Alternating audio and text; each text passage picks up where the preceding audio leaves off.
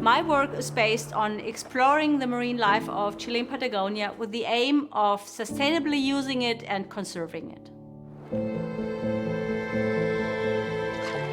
If we don't conserve areas of Chilean Patagonia, we are really in danger of losing the valuable biodiversity through anthropogenic impacts and climate change.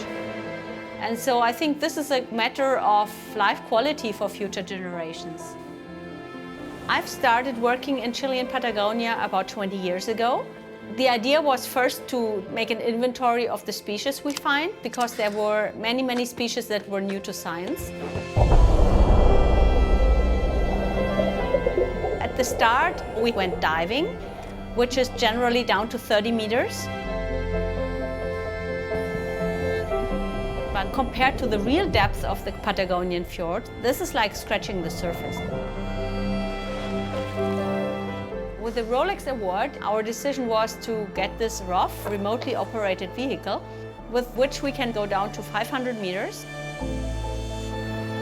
We're doing these expeditions to these key sites, and we've been looking at animals that we find below diving depth and explore the secrets of the twilight zone, where there's hardly any light at all. We can get a much better idea now of the marine communities as a whole in a fjord. So we show these to other scientists and also to the general public, to the decision makers, so that they start to understand that Chilean Patagonia is a biodiversity hotspot and it definitely needs protection. My idea was always to try to do as many international, multidisciplinary cooperations as possible. There are people describing species regularly from the material we found. And right now, I would say there are at least 70 described from the ones we found, and there are probably between 100 and 200 more that are still to be described.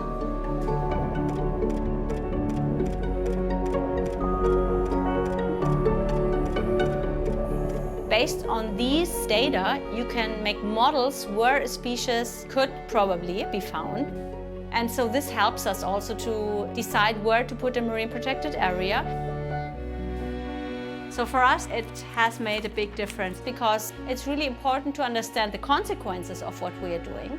And we can only understand the consequences if we understand the ecosystems that we are impacting. Otherwise, the ecosystem services are really endangered. This means the income for many local people, and we would lose a World Heritage Area. For a scientist, if you discover something new and show it to humanity, it's a great feeling. But still, work like this is never finished. There's always more to show, more people to reach, more papers to publish, helping to save this unique place on Earth.